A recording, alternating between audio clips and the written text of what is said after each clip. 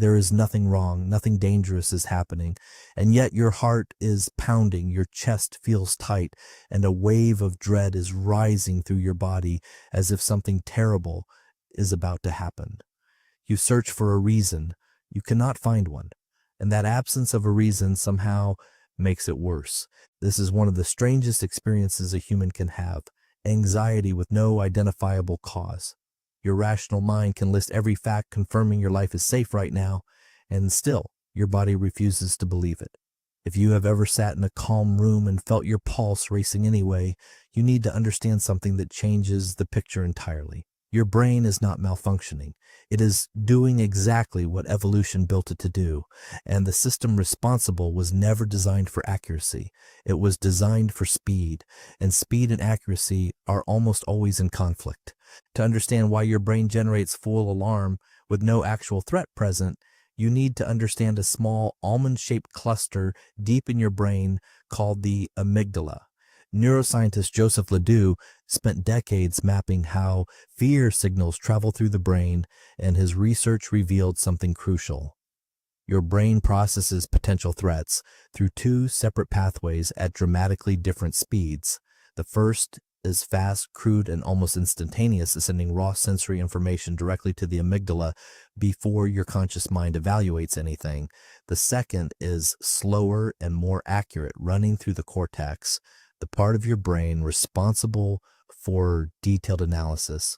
LeDoux discovered the fast pathway can trigger a complete physiological alarm, elevated heart rate, tightened muscles, a surge of stress hormones before the slow, accurate pathway finishes processing what is actually happening.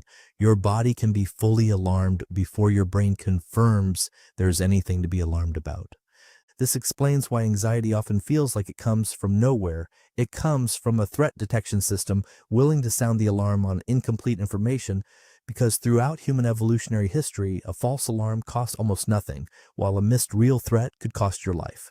If a distant shape that might be a predator triggers the same fast alarm, whether it's a predator or a shadow, because the cost of freezing unnecessarily is nothing compared to failing to freeze when a real predator is there. Your amygdala still runs on that same logic today, even though almost nothing in modern life is an actual predator. This is the deep dive that reframes what anxiety actually is. It is often a signal that your ancient threat detection system has been triggered by something your slower cortex has not yet identified. This gap between the fast alarm and the slow explanation is exactly where unexplained anxiety lives, and your mind, uncomfortable with that gap, often fills it with worst-case scenarios simply because uncertainty feels intolerable. This connects to research by neuroendocrinologist Robert Sapolsky, who spent decades studying stress physiology, comparing human stress responses to zebras in the wild. A zebra's stress response activates intensely during an actual chase, then shuts off completely the moment danger passes. Humans, by contrast, can activate the exact same physiological response purely through thought or vague unresolved unease, with no predator anywhere nearby. Sapolsky's research showed human bodies frequently sit in chronic low-grade activation of stress machinery built for short emergencies, because our brains generate threat signals internally without any external trigger required. Here is the counterintuitive twist that changes how you should respond to this feeling. Psychologist Lisa Feldman Barrett's research on the science of emotion adds another critical layer to this picture.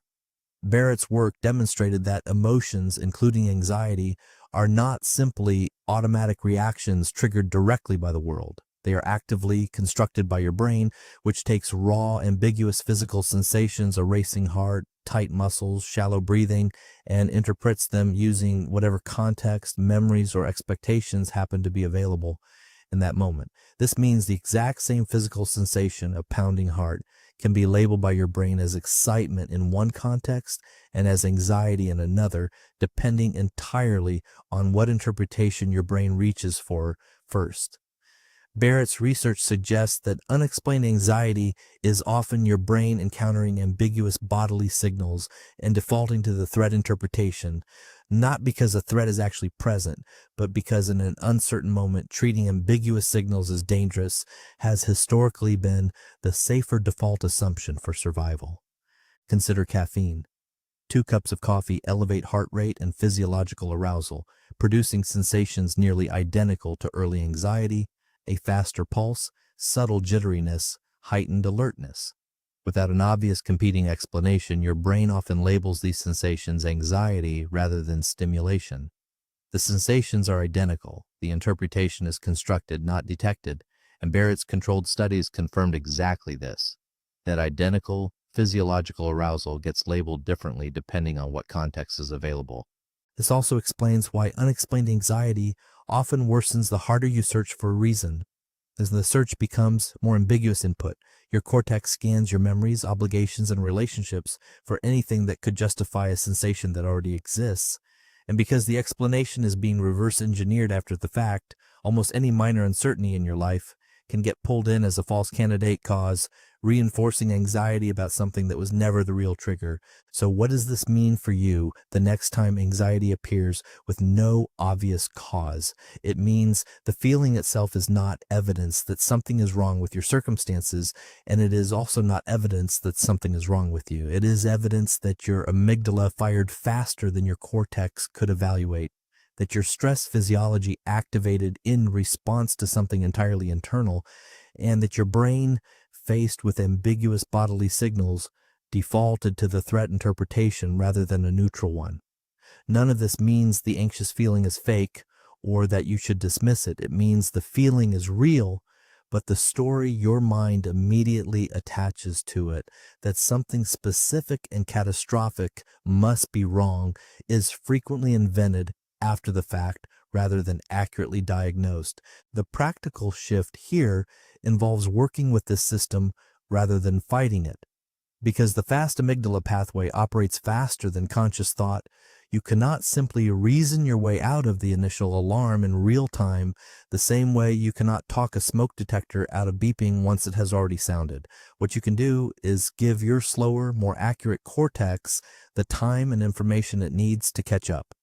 Naming the physical sensation specifically, rather than the vague feeling of dread, helps shift processing from the fast pathway toward the slower, more deliberate one.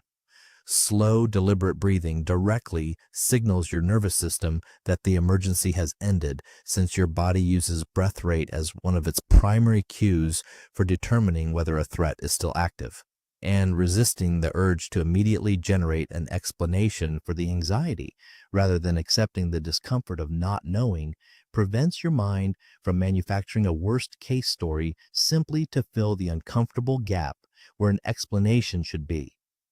A useful habit is running a short physical checklist before searching for a psychological one: hunger, dehydration, poor sleep, caffeine, hours of stillness.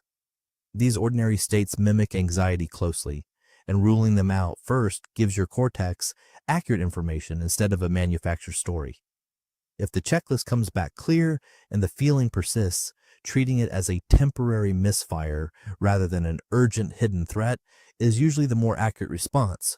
You are not broken when anxiety appears without warning. You are running one of the oldest, most evolutionarily protective systems your brain possesses, a system built for speed rather than precision, tuned across millions of years to treat uncertainty as danger because that assumption once kept your ancestors alive. The alarm went off.